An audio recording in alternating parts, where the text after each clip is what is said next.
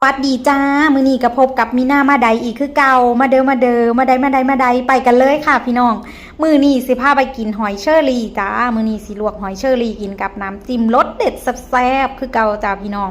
น้ำจิ้มของเฮานี่ก็ตำเองเนาะจ้าเป็นน้ำจิ้มเปรี้ยวธรรมดาค่ะใส่เปรี้ยวหวานธรรมดามื้อนี้ก็สิมีผักกับผักนางเลิศน้ำค่ะพี่น้องอันนี้หอยเชอรี่เฮาลวกเสร็จแล้วเฮากะเทใส่จานเลยเนาะจ้าเฮาซื้อมาเฮากะล้างน้ำทำความสะอาดอีกรอบนึงค่ะพี่น้องแล้วเฮาก็เอามาลวกใหม่ค่ะอันที่เห็นนี่ก็เส้นข้าวปุ้นเด้อค่ะพี่น้องเพราะว่าเอาไปลวกน้ำกันใส่หม้อเดียวกันบ่ได้ล้างหม้อมันเลยติดหอยมาน้ำค่ะพี่น้องมื้อนี้สิกินเมี่ยงหอยเชอรี่กับกุ้งหลังกงค่ะพี่น้องค่ะคิดอยากกินหลายมือแล้วไปตลาดบ่พอมือนี้พอหอยเชอรี่ก็เลยได้หอยเชอรี่มากกับกุ้งหลังกงมากกระจัดการเลยค่ะพี่น้องเอามาแกะกุ้งพาหลังกับไปสะดุ้งน้ำค่ะ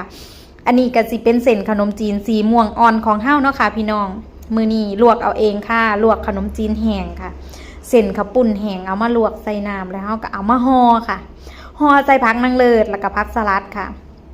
แล้วเฮาก็สิใส่กุ้งหลังกงของเฮาค่ะพี่น้องคำใหญ่ๆตาสวดจักบาทใส่น้ำจิ้มมื้อนี้น้ำจิ้มของเฮาบ่ได้ใส่น้ำหลายเด้อค่ะมื้อนี้สิแบบ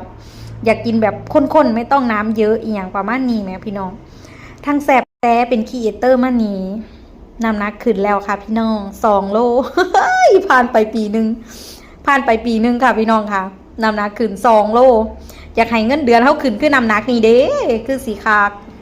หอยเชอรี่กะกรอบค่ะพี่น้องแบบกรุบกรอบไหมบ่หยาบบ่หยาบบ่เหนียวหยาบนี่แปลว่าเหนียวได้เนาะค่ะพี่น้องค่ะเพราะว่าถ้าเอามาสะดุ้งใส่น้ำเย็นน้ำแข็งแช่จักหน่อยแล้วก็เอามากินสิแบบกรุบกรอบแซ่บหลายจ้าพี่น้องตอนนี้ก็ข้อกะเริ่มสภาพใกล้สิกลับมาแล้วเพราะว่าเสียงหายไปแบบอันนี้อยู่เป็นวัดเป็นไอพี่น้องอากาศหนาวอากาศเปลี่ยนแปลงบ่อยเจ้าของก็เลยแบบบ่สบายเป็นวัดว่าซ่านมาเด้อพี่น้องมาใดมาเด้อแซ่บๆน้ำกันเด้อกินข้าวแรงน้ำกันเด้อค่ะชีวิตหลังเลิกงานค่ะพี่น้องค่ะมีความสุขกับการกินแต่ละมื้อแต่ละเดย์เรื่องกินเรื่องใหญ่เรื่องใจเอาไว้ก่อนว่าซ่านเรื่องลดเอาไว้น้ำหลังเด้อค่ะพี่น้องค่ะสิลดมือใดก็มือนั่นแหละตอนนี้ยังบ่พร้อมลดค่ะตอนนี้ยังกินแซ่บอยู่ก็กินไปก่อนค่ะพี่น้องค่ะชีวิตคนเฮาบ่มีอีหยังหลายดอกให้อิ่มนอนให้หลับซ้ำนั่นล่ะค่ะพี่น้องตื่นมาก็อาบน้ำหนาวๆไปเฮ็ดงานคือเก่าค่ะชีวิตแต่ละมื้อแต่ละเดย์แต่ว่าห่อกับกุ้งนี่ก็แซ่บเด้พี่น้องมากกินเมี่ยงไหมมากกินเมี่ยงปลาเผาเมี่ยงกุ้งเมี่ยง